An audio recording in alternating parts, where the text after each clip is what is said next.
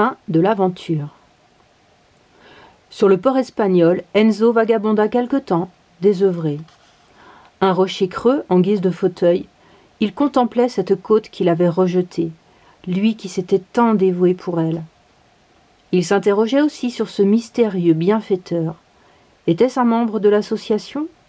Sans contact depuis plusieurs mois, ils ignoraient sa position. Peut-être était-ce cet officier, si prévenant après l'agression. Il secoua la tête. Qu'importe, il ne le saurait jamais et sans doute eût-il été préférable qu'il disparaisse lui aussi à tout jamais. Un jour chassait l'autre. Il prit au mot son geôlier et s'établit là, face à la mer.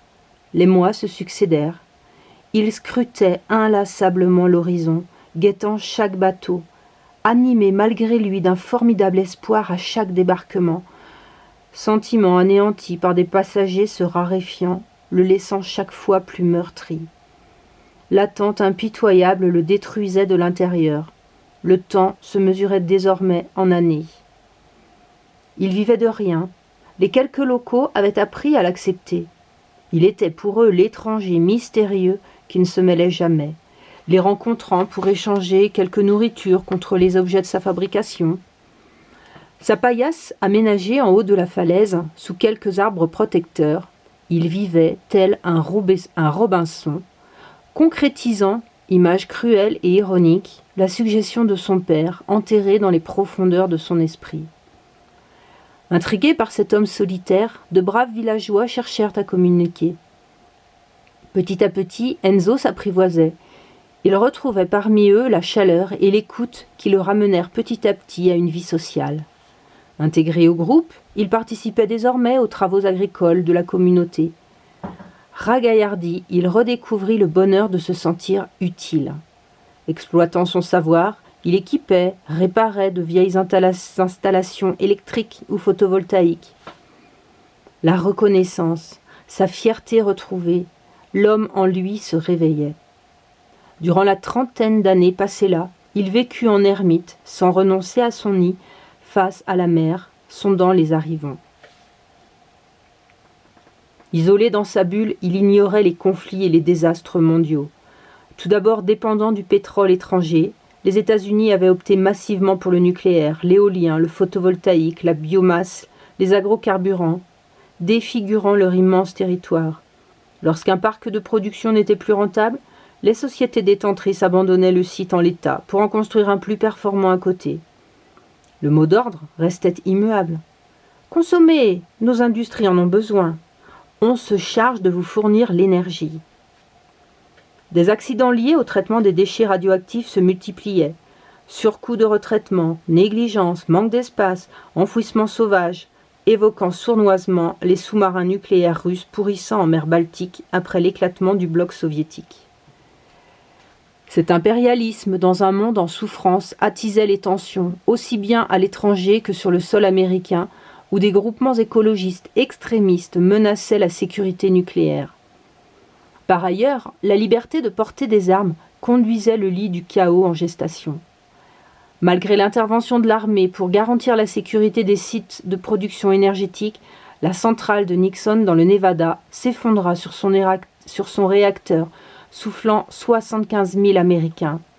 La rémanence de la radioactivité condamnait la santé des générations futures, leur instillant cancer, malformations, déficiences multiples. À l'aube de ses 60 ans, le souvenir de Colombine pressait plus vivement le cœur d'Enzo. Bien qu'encore très alerte, il se sentait vieillir, et l'envie de revoir le visage de sa petite sœur, de connaître l'histoire de sa vie s'imposa. Il affrontait un nouveau dilemme, attendre vainement l'improbable ou suivre ce besoin profond. Il laissa sur place le maximum d'informations permettant de localiser sa destination. Enfin, décidé, il s'aventura. Le pays, quitté depuis de nombreuses années, s'était métamorphosé. La végétation, jadis luxuriante, attestait des effets du réchauffement climatique. Il traversa des forêts calcinées ou surexploitées, les infrastructures négligées, des bâtiments à l'abandon et mal entretenus témoignaient de l'effondrement d'un système.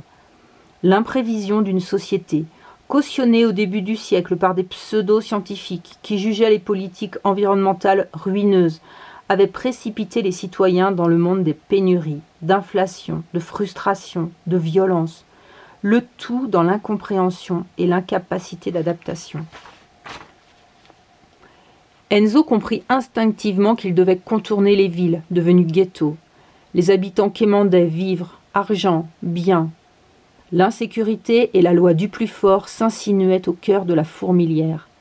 Les citadins se terraient chez eux. Tandis qu'il remontait vers le nord, il surprenait çà et là des campements de fortune. Seul sur son rocher, il n'avait pas envisagé une transition aussi rapide vers la décadence. Les populations migraient pour un tas de raisons. Le changement climatique, la montée des eaux, la perte de patrimoine, l'expulsion, la disparition massive des élevages et de toute leur économie, l'insécurité, le pillage des ressources. Au pied de leur baraquement, les hommes, femmes et enfants portaient sur eux la détresse. Leurs yeux hagards de réfugiés cherchaient désespérément une aide, une lueur d'espoir. L'étranger portait les informations d'un ailleurs. Il représentait le rêve, le trésor pour celui qui le dépouillerait, la maladie parfois. Alors on l'accueillait avec méfiance.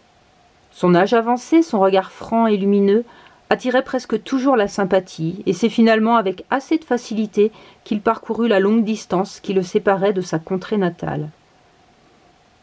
À une dizaine de kilomètres du toit familial, il fit escale, désireux de garder pour le lendemain l'angoisse, l'incertitude de revenir dans des lieux autrefois connus. Il se posta comme souvent en bordure d'un camp établi, jouissant pour seul confort d'un vieux matelas roulé sur ses épaules en journée. Par temps de pluie, il se couvrait d'une housse en plastique.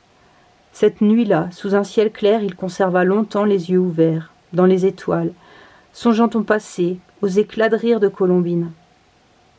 Malgré le temps passé, il se voulait confiant. La vie n'avait pas été tendre avec lui. Elle lui devait une revanche. Il baissa les paupières sur cette incertitude. Un bruissement dans le buisson derrière lui, une main se ferma sur sa bouche, étouffant un cri, un violent coup porté à la nuque, et il bascula dans l'inconscience.